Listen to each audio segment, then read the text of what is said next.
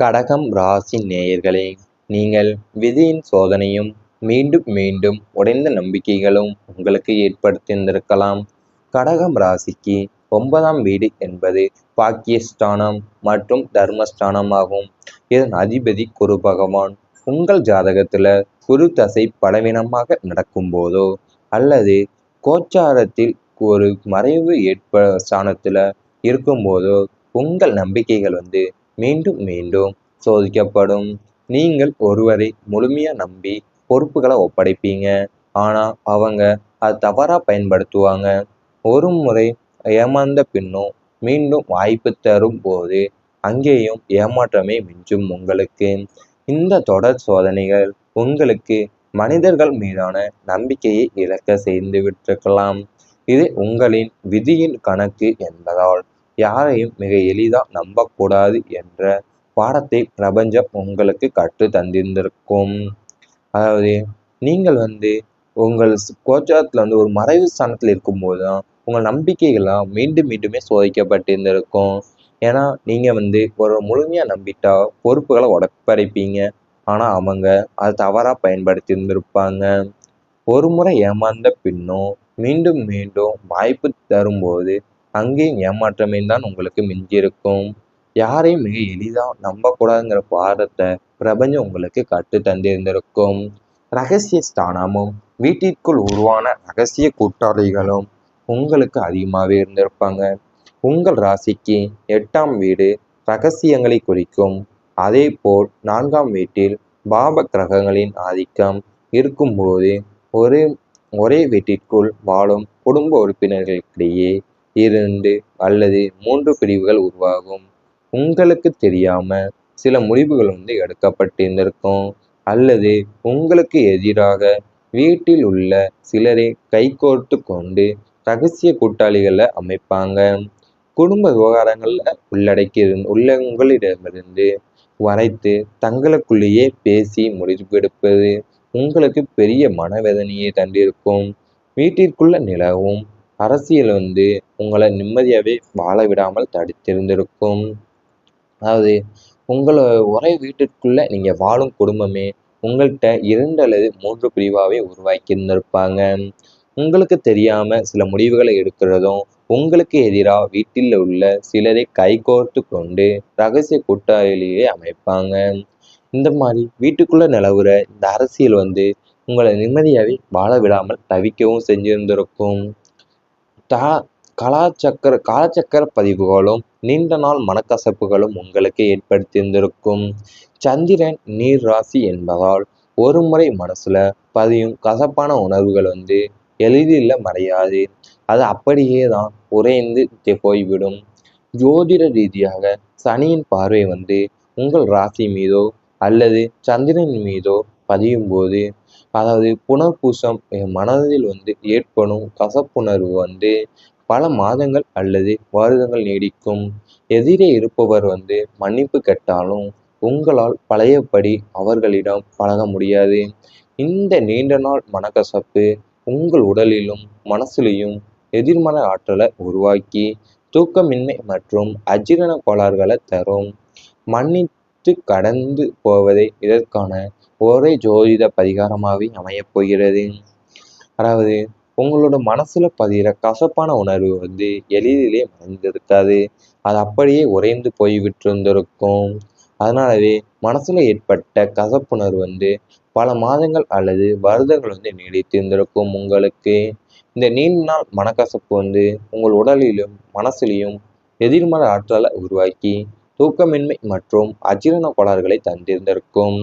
இவை அனைத்தும் உங்கள் கடந்த கால வாழ்க்கையில் நடந்திருந்தால் கமெண்ட் வாயிலாக தெரிவித்து கொண்டு நமது ராசி பலன் சேனலை சப்ஸ்கிரைப் செய்து கொள்ளுங்கள்.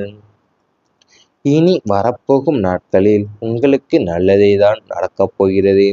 உறவினர்களுடைய முழுமையான ஆதரவு உங்களுக்கு கிடைக்கும். பங்காளிகள் மற்றும் தூரத்து உறவினர்களிடையே இருந்த பகைமை பாராட்டுதல் மற்றும் பொறாமை குணங்கள் மாறும்.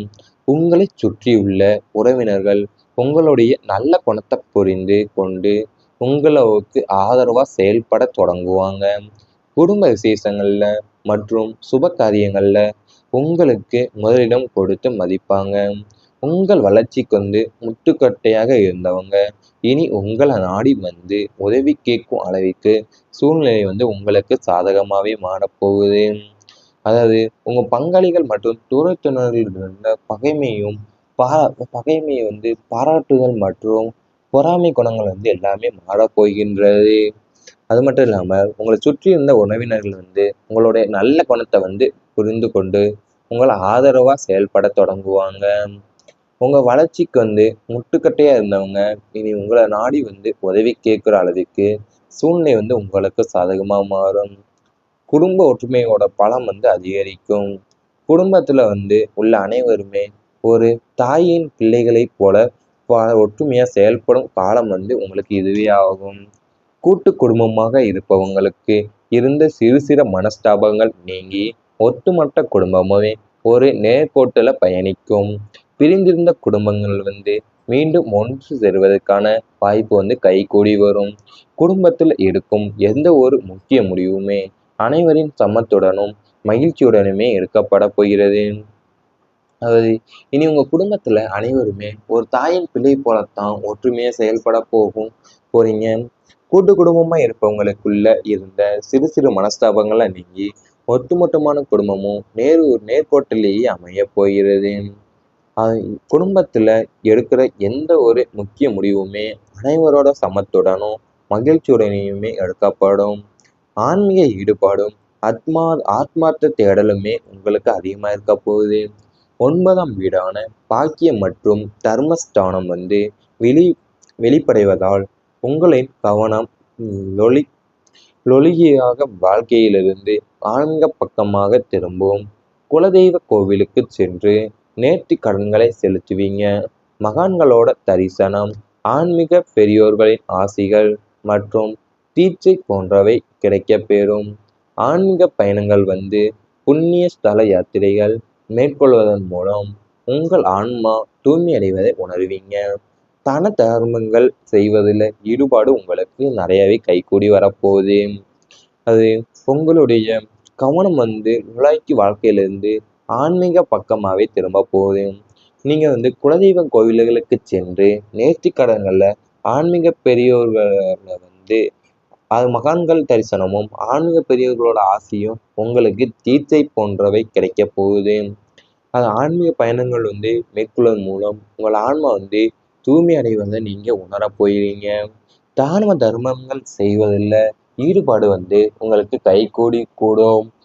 இவை அனைத்தும் உங்கள் கடந்த கால வாழ்க்கையில் நடந்திருந்தால் கமெண்ட் வாயிலாக தெரிவித்துக் கொண்டு நமது ராசி பலன் சேனலை மறக்காமல் சப்ஸ்கிரைப் செய்து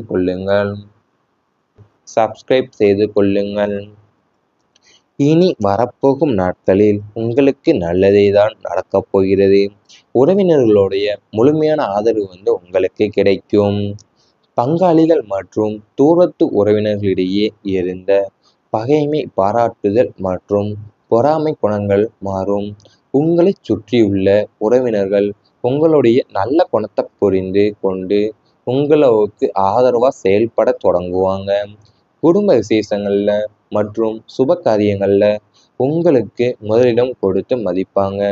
உங்கள் வளர்ச்சிக்கு முட்டுக்கட்டையாக இருந்தவங்க இனி உங்களை நாடி உதவி கேட்கும் அளவிற்கு சூழ்நிலை உங்களுக்கு சாதகமாகவே மாறப்போகுது. அதாவது உங்க பங்காளிகள் மற்றும் தூரத்தினரில் இருந்த பகைமையை பாராட்டுதல் மற்றும் பொறாமை குணங்கள் எல்லாமே மாறப்போகின்றது. அது மட்டும் இல்லாம உங்களை சுற்றி இருந்த உறவினர்கள் உங்களுடைய நல்ல குணத்தை புரிந்து கொண்டு உங்களை ஆதரவா செயல்பட தொடங்குவாங்க.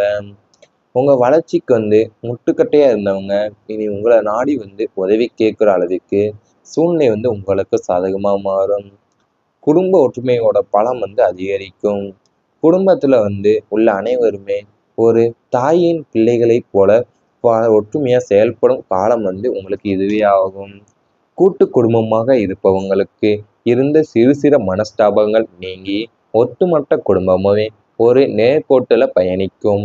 பிரிந்திருந்த குடும்பங்கள் மீண்டும் ஒன்று சேருவதற்கான வாய்ப்பு கைகூடி வரும். குடும்பத்தில் எடுக்கும் எந்த ஒரு முக்கிய முடிவுமே அனைவரின் சம்மத்துடனும் மகிழ்ச்சியுடனுமே எடுக்கப்பட போகிறது. அதாவது இனி உங்க குடும்பத்துல அனைவருமே ஒரு தாயின் பிள்ளை போலத்தான் ஒற்றுமையா செயல்பட போறீங்க. கூட்டு குடும்பமா இருப்பவங்களுக்குள்ள இருந்த சிறு சிறு மனஸ்தாபங்களை நீங்கி ஒட்டுமொத்தமான குடும்பமும் நேர்கோட்டிலேயே அமைய போகிறது. குடும்பத்துல எடுக்கிற எந்த ஒரு முக்கிய முடிவுமே அனைவரோட சமத்துடனும் மகிழ்ச்சியுடனேயுமே எடுக்கப்படும். ஆன்மீக ஈடுபாடும் ஆத்மா ஆத்மார்த்த தேடலுமே உங்களுக்கு அதிகமா இருக்க போகுது. 9ஆம் வீடான பாக்கியம் மற்றும் தர்மஸ்தானம் வெளி வெளிப்படைவதால் உங்களின் கவனம் லொலி லொலிகையாக வாழ்க்கையிலிருந்து ஆன்மீக பக்கமாக திரும்பும். குலதெய்வ கோவிலுக்கு சென்று நேர்த்தி கடன்களை செலுத்துவீங்க. மகான்களோட தரிசனம், ஆன்மீக பெரியோர்களின் ஆசிகள் மற்றும் தீட்சை போன்றவை கிடைக்கப் பெறும். ஆன்மீக பயணங்கள் புண்ணிய ஸ்தல யாத்திரைகள் மேற்கொள்வதன் மூலம் உங்கள் ஆன்மா தூய்மை அடைவதை உணர்வீங்க. தன தர்மங்கள் செய்வதில் ஈடுபாடு உங்களுக்கு நிறையவே கைகூடி வரப்போகுது. அது உங்களுடைய கவனம் நுழைக்கி வாழ்க்கையிலிருந்து ஆன்மீக பக்கமாகவே திரும்ப போகுது. நீங்கள் குலதெய்வ கோவில்களுக்கு சென்று நேர்த்தி கடன்களை